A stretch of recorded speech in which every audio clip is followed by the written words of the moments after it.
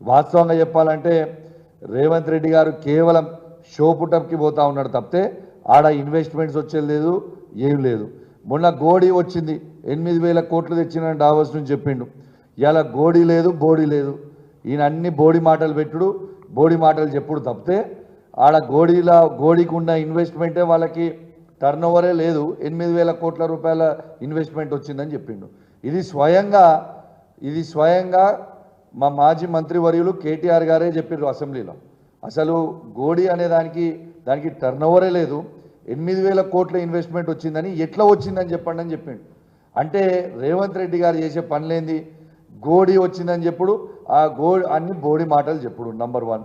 Number 2, రెండోది ఇవాళ ఏం చేసిండు, వాళ్ళ తమ్ముడు ఒక కంపెనీ 15 రోజుల ముందు ఫ్లోట్ చేసి ఆయన సంపాదించిన అక్రమ సొమ్ము, మళ్ళా చెప్తున్నా, ఆయన సంపాదించిన 10 నెలల్లో సంపాదించిన అక్రమ సొమ్ముని కన్వర్ట్ చేసుకోవడానికి 15 రోజుల క్రితం ఒక కంపెనీ ఫ్లోట్ చేసి ఇన్వెస్ట్మెంట్లు వచ్చినాయని చెప్తా ఉన్నాడు.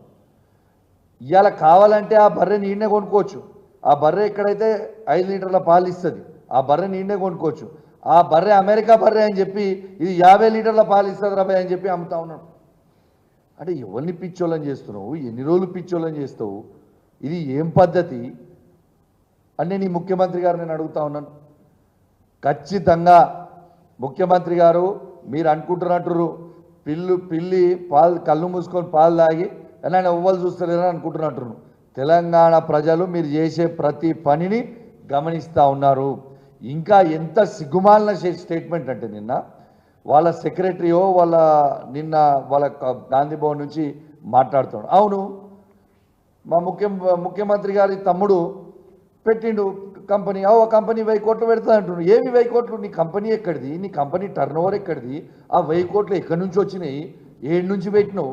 ఇంత సిగ్గుమాలంగా దయచేసి తెలంగాణ ప్రజలందరినీ కూడా గమనించమని కోరుతా ఉన్నాను. అసలు ఆ కంపెనీ ఫ్లోట్ అయిందే 15 రోజులలో.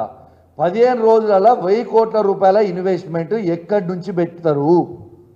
దయచేసి ఆలోచన చేయండి అని నేను విజ్ఞప్తి చేస్తా ఉన్నాను. అంటే ఇది 1000 కోట్ల రూపాయల స్కాము. ఖచ్చితంగా ఇది చాలా పెద్ద స్కాము. నేను దయచేసి కేంద్ర ప్రభుత్వాన్ని కూడా కోరుతా ఉన్నాను, నరేంద్ర మోడీ గారిని కూడా కోరుతా ఉన్నాను, దీని మీద మీరు ఖచ్చితంగా ఈడీ ఎంక్వైరీ చేయాల్సిందే. దీని మీద పెద్ద మనీ లాండరింగ్ అయింది. దీంట్లో ఖచ్చితంగా నాకు అనుమానం ఉంది. ఎందుకంటే మీరు ఆలోచన చేయండి, 15 రోజులల్లా కంపెనీ ఫ్లోట్ చేసి 15 రోజులలో 1000 కోట్ల రూపాయల ఇన్వెస్ట్మెంట్ చేసినామని అంటే ఇది స్కామా కాదా? ఒక్కసారి మీరు ఆలోచన చేయండి. మరి ఈ 15 రోజులలో 1000 కోట్ల ఇన్వెస్ట్మెంట్ చేసే అన్ని పైసలు వస్తే అది ఏం మంత్రం ఉన్నదో నాకు చెప్తావా కొంచెం?